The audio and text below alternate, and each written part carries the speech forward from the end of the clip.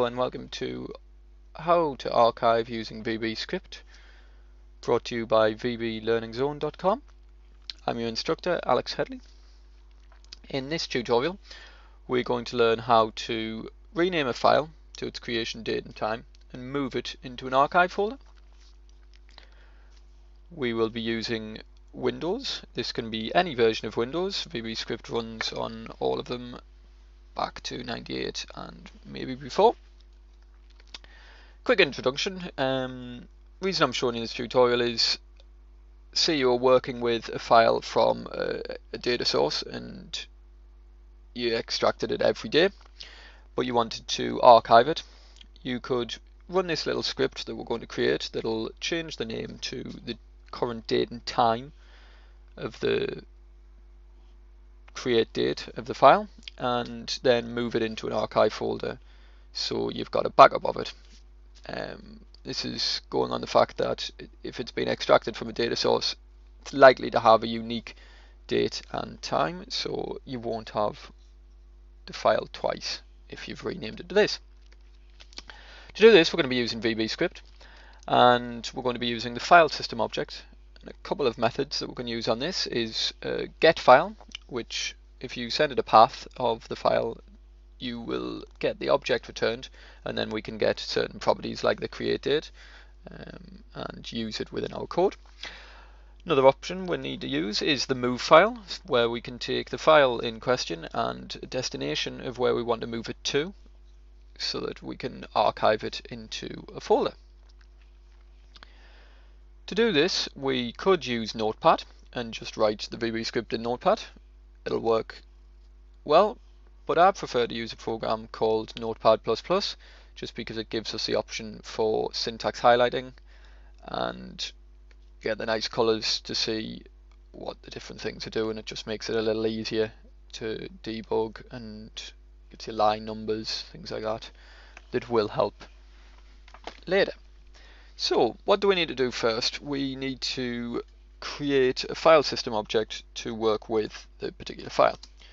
So we'll dim up file system object, and we'll set this to be an actual object. So if we create the object first, and this is just part of the scripting library, and as I said, it's a file system object. What do we actually need then? We need the file name and the path of the file. So if we go to Explorer, I've already created a test file. It's just a blank text document. You can see it's created recently. We've got no kilobytes, and we've got a path to that particular file. Go back to Notepad++. We can dim up a file name and set the file name to that file that we've got. In this case, it could be the extracted file that you've got from your data source. It might have a set name because you can't control it. If we set it here in the script, it means it's always going to be that file name, and we're always going to be working in the same place. This can be handy when you've got this file, say, connected to Excel, and you're running reports through the file, but the data changes on a daily basis. You don't want to have to reconnect to a different file name each time you want to work with it in Excel, but you might want to archive it, so this file can move it there. Let's copy in the path name, and then we need to actually work with this file in question. So if we create a new variable and work with it this way, we can then set the demo file equal to the method we've just been talking about. So if we get file and we pass it the path and the file name, that's why we've created it earlier, just to concatenate the two together, easy to work with. We now want to get some properties from this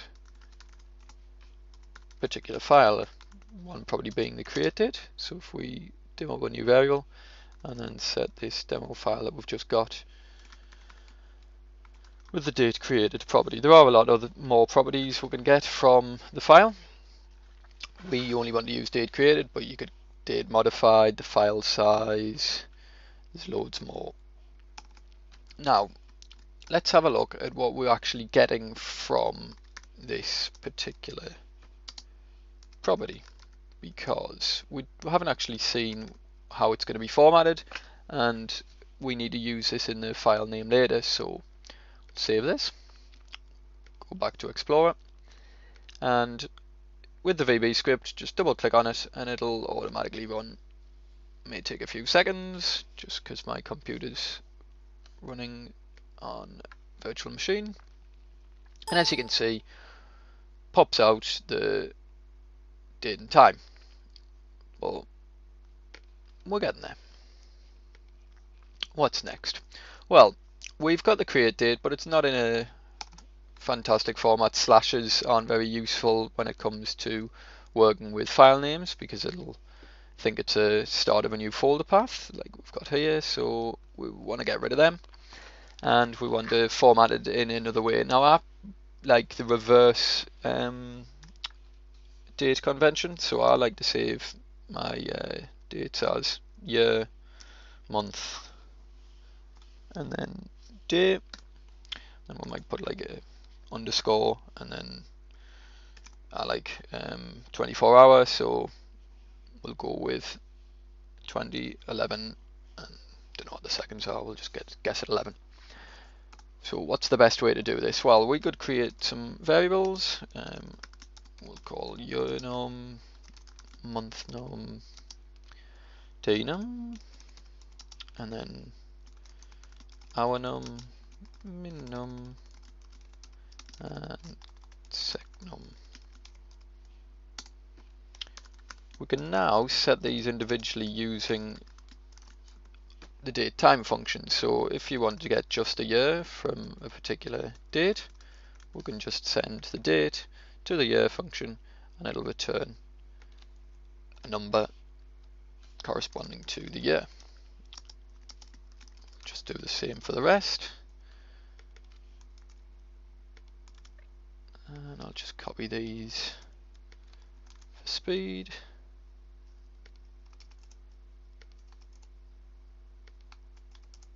And we'll set it to the relevant functions. Create date, paste that in there. Hour, minute, it's actually minute, and second.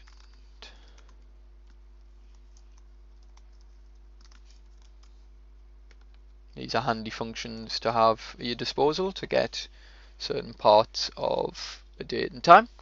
We can rebuild dates and times in the date serial function, but we don't need that in this case. Now, if we've pulled all of these out, because it returns a number, if we have a month less than 10 or a day less than 10, we'll only get back 1 to 9. We actually want 0, 9, so that it's got, say, the month, it's got the day, so it's got a full date and not just something like this, which doesn't make much sense. You could probably guess it, but that just makes it a little easier to read. So how can we put a note there? Well, quick check, the easiest check would be if the month num length is less than 2, then it's clearly a 1 to 9. So then we can add on a 0 to the month it is, and then we'll get 0, 1, 0, 2, 0 up to 0, 9. Let's do the same for the rest of them. Another reason I like Notepad++ is Command D will actually copy the line that you're currently on, and it's as easy as that to then just grab the variables and replace it. Oh, I haven't actually copied it there. Control-C. There we go. Do the same for hour. Do the same for minute.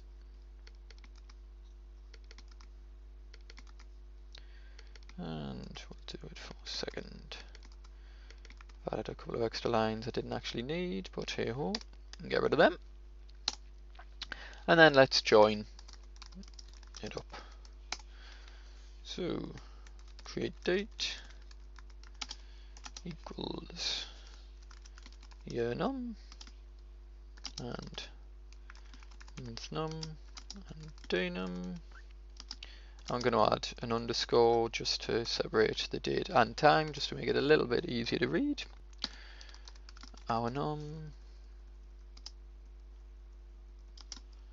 and min num and sec num. So we've got the create date of the actual file that we're working with. I'll just rem out that so that it doesn't run. We've joined it all up, so we've got a nice date time now, and we now want to rename the file and move it to an archive. The good thing about the move file that we saw before is you can actually rename the file whilst you're moving it. So you're getting 2 for 1 in a way. So we've already got a file system object. We can use the move file, and we need to pass it a source, so the file, and then the destination, so the path with the full name. So the source, that's the file name that we're working with. We already have that above. Yeah. And the path, we've already got the path, well, most of it, but we also want to append on our archive folder. So if we jump back to Explorer, we can see we've got an archive folder there, so we just need to add that to the path. And this is where we can actually rename the file, so give it a name you want. I'm just going to call it report, quick space, add in the create date that we've just joined back up. And I'm just going to add the file extension as well, just to make sure that it is a complete file. If you miss that out, it might turn to a blank file and not know what it is. I'm also going to add a quick message box just to inform the user that it has actually completed.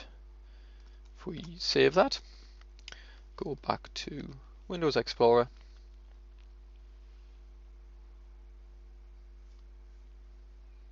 and double click, let that run. See it running in the background there. And when it's done, pop a message like we asked it to say done. You can see the test file is moved. Go into the archive.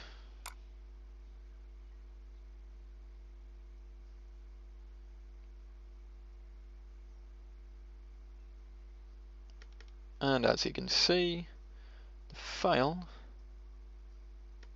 is there. We have the full month, year, day, hour, minute, second, and it's nicely archived for us.